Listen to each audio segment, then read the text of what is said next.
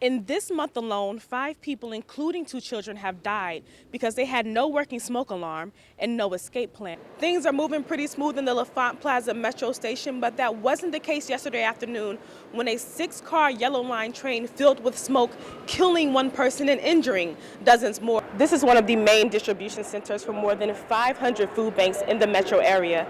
And right now, donations are down 10%, mostly because they're asking for healthier items. Now, this hayride is just one of the things that the farm has to offer. As you can see, it also has a petting zoo and a corn maze, so it's plenty of activities for the family. I'm trying my hardest not to slip and fall. Take a look.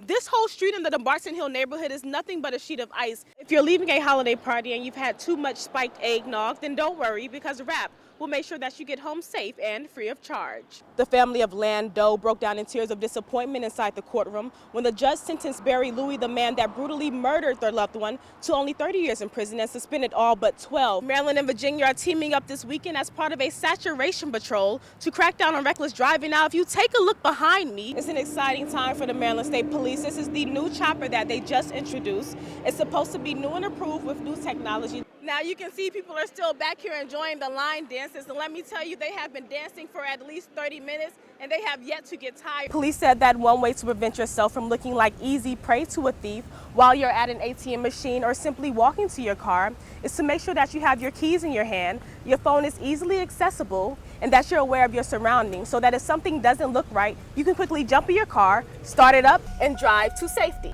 Right now, things are moving smooth on the Beltway, but that wasn't the case this morning. It took motorists hours to get to work for commutes that normally take 30 minutes or less.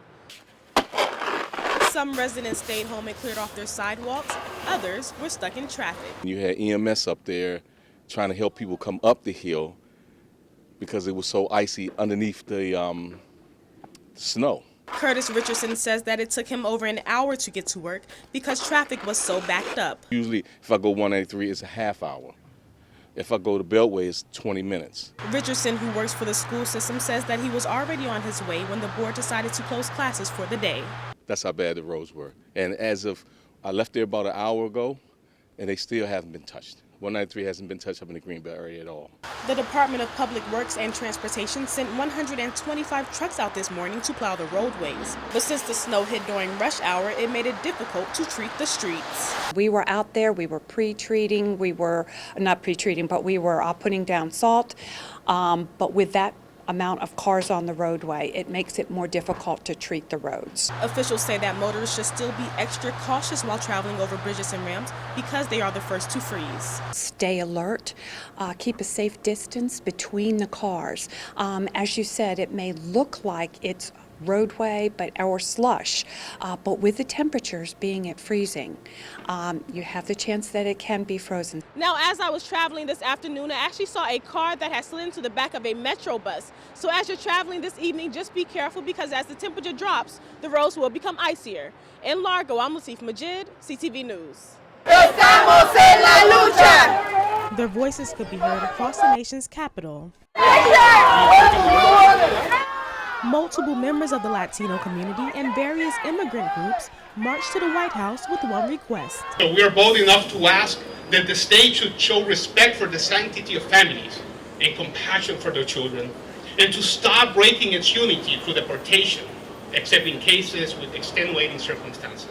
Casa de Maryland is calling on the president to cancel programs such as Secure Communities and 287G. The group says both are operated by federal authorities who use racial profiling to criminalize and deport innocent, undocumented immigrants. Police officers knock on the door and show you a picture. You have never seen the person before.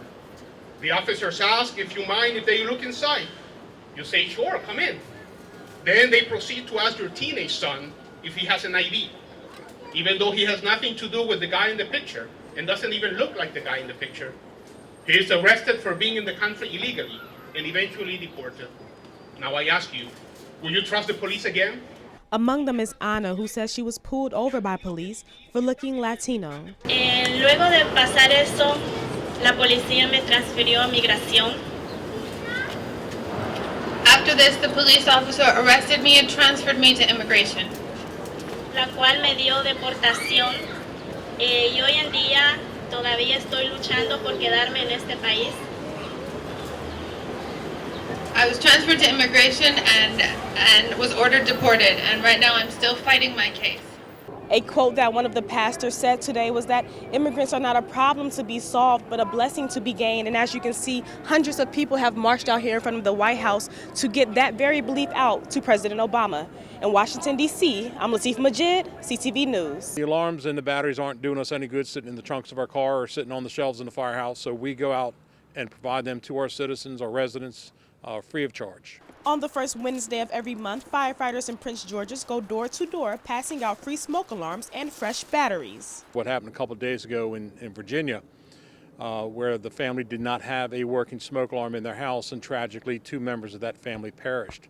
So we make it a point to go out throughout the communities and ensure people have working smoke alarms.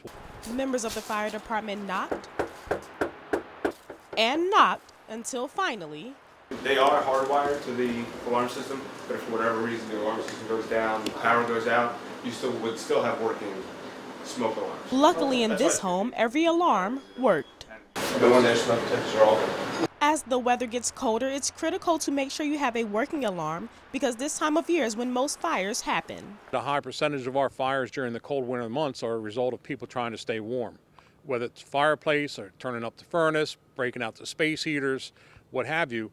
That's where the majority of our fires start. Brady says that just like detectors, carbon monoxide alarms are equally important because unlike smoke, CO is odorless and invisible. There's no way to determine if you have CO in your home other than you becoming very sick, possibly dying, or having a working carbon monoxide alarm. In Upper Marlboro, I'm Latifah Majid, CTV News.